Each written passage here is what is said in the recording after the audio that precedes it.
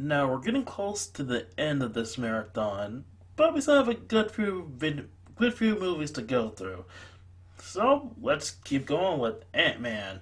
And before we begin, yes, this movie did have some behind the scenes issues, but in the stuff, but in the end, stuff like that doesn't really matter to the overall final product that we get.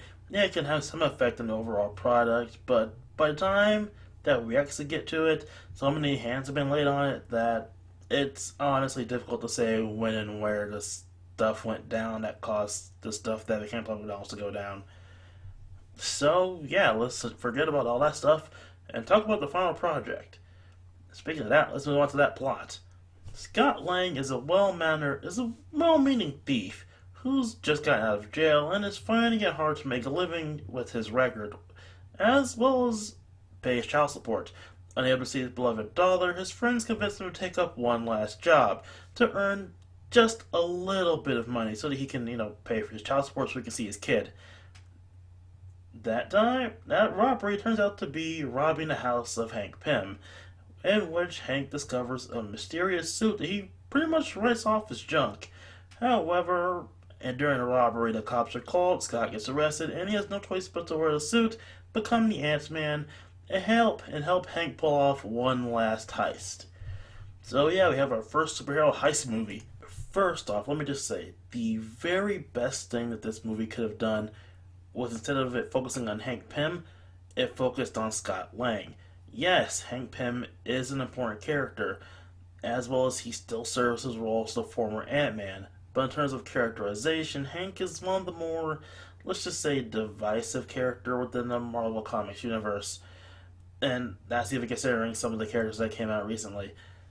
It stinks in part to the whole slapping his wife in the face thing, as well as the whole creating Ultron to sort of fuck with the Avengers thing. That kind of left a lot of bad taste in fans' mouth, as well as his stint as Yellow Jacket, which I find it funny that they named the villain of this movie Yellow Jacket when that's one of Hank Pym's various personas. It is a joke about Hank Pym having more personalities than the Hulk in there somewhere. Out of all the characters to become Ant-Man, Scott is the second most recognizable, as well as is considered by most, if not all the characters, even in the MCU, to be the best character to take the role up of Ant-Man. So again, using him and not Hank is probably again the best thing they could have done. This also leaves Hank in an interesting position with his past as the original Ant-Man, which adds a bit more mythos to the MCU that we really haven't explored that much outside of Captain America's movie. This also leads to the introduction of Hope Van Dyne, who I know a lot of people would think that she's just a character that was introduced into the MCU to just be Hank Pym's daughter, but no. Hope Pym, as she's better known, comes from the MC2 universe, one of the many possible futures that the Marvel universe has created over time. The MC2 universe is better known as the home universe of Spider-Girl, the possible future daughter of Peter Parker and Mary Jane.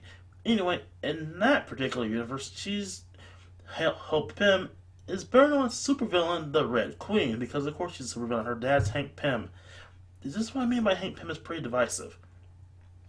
But she's completely changed, only takes the name of the character in the movie, having a more chip on her shoulder due to the whole distance between herself and her father, as well as the death of her mother, as well as basically trying her hardest to be by his side as he's pushing her away to keep her safe from all the stuff that's going on around him.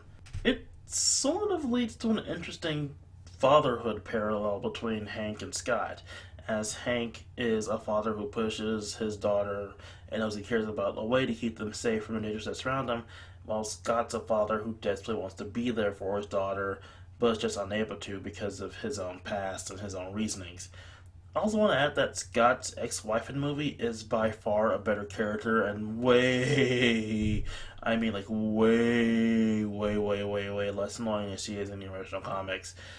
Thank God for that. You think I'm joking? Go read Scott Lang Ant-Man's solo series, or his stint with the Avengers, and his wife is by far one of the most annoying characters, or his ex-wife is by far one of the most annoying characters to ever exist in the Marvel Universe.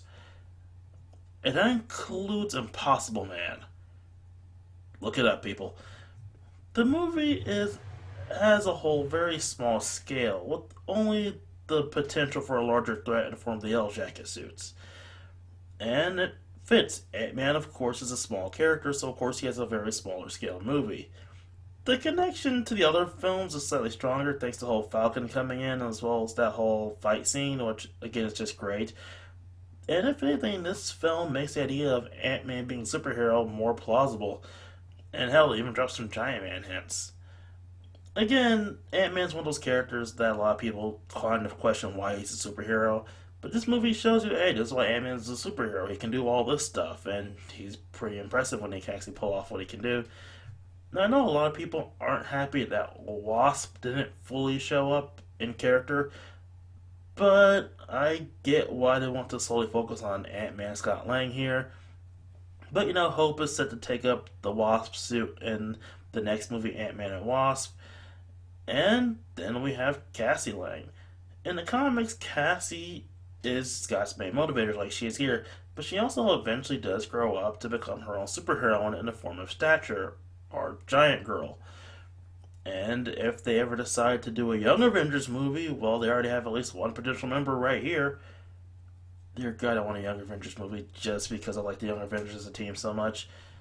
And no, the Young Avengers aren't the champions. They're an older team that pretty much have the same stick as the champions of being young people joining together because Avengers and whatnot.